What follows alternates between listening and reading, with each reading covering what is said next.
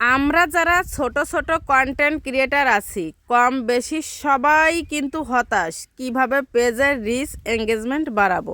Hello everyone, শুরু করছি একটা নতুন ভিডিও। আশা করি ভিডিওটি সবার অনেক বেশি ভালো লাগবে। যদি ভালো লাগে তাহলে অবশ্যই একটা লাইক কমেন্ট শেয়ার দিয়ে পাশে থাকবেন। পুরো ভিডিওটা জুড়ে আছি আমি লিপি। আশা করি পুরো ভিডিওটা দেখলে বা আপনারা আমার কথাগুলো মনোযোগ দিয়ে শুনলে আপনাদের রিচ এঙ্গেজমেন্ট নিয়ে এত বেশি টেনশন আর একদমই থাকবে না। আর আজকের ভিডিওটা ছিল আমার ছোট বোনের জন্মদিনের।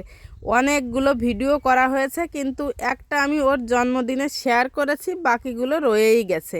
ভেবেছিলাম সময় সুযোগ বুঝে যেদিন ভিডিও করতে পারবো না সেদিন এগুলো আপনাদের সঙ্গে শেয়ার করব। আমার মতো কিন্তু আপনারাও করতে পারেন। বিশেষ কোনো দিনে অনেকগুলো ভিডিও করে রাখবেন, যেদিন সময় সুযোগ হবে না ভিডিও করার সেই দিন সেই ভিডিওগুলো শেয়ার করে দিবেন।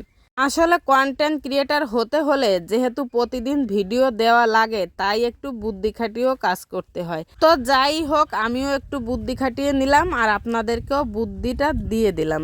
এখন আমি বলি কিভাবে আমাদের পেজের রিচ এঙ্গেজমেন্ট বাড়াতে আমরা চেষ্টা করি। আমরা অনেক বেশি ফেসবুকে বা আমাদের পেজে সময় দিই, তাছাড়া অনেক বেশি রিয়াকশন দিই এবং বেশি বেশি করে কমেন্ট করি।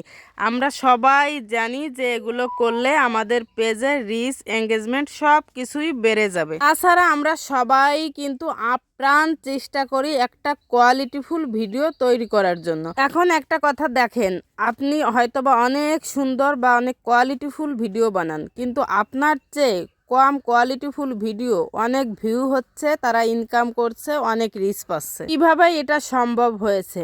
আসলে কি জানেন, ফেসবুক কখন কাকে কিভাবে সামনের দিকে এগিয়ে নিয়ে যাবে তা আমরা কেউ বলতে পারি না। অনেকের আছে পেজে সুন্দর সুন্দর ভিডিও, অনেক বেশি ভিউ, তারপরেও কিন্তু তাদের কোনো সেট আপ আসছে না।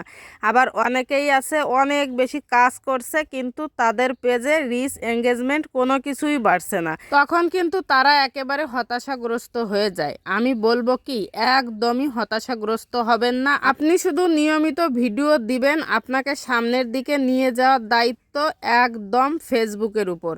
অনেক সময় দেখা যায় শত চেষ্টা করেও পেজের কোনো কিছুই হয় না। তার কারণে আমি বলবো যে ধৈর্য ধরে কাজ করে যান। পেজের বয়স একটু বেড়ে গেলে তখন রিচ এঙ্গেজমেন্ট সব কিছুই চলে আসবে।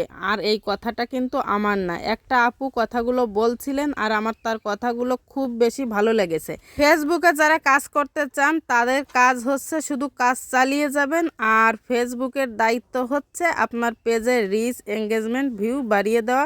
সে সময় মতো সব কিছুই বাড়িয়ে দেবে, কারো একদিন পরে বা কারো 2 দিন পরে। এ নিয়ে কেউ হতাশাগ্রস্ত হবেন না।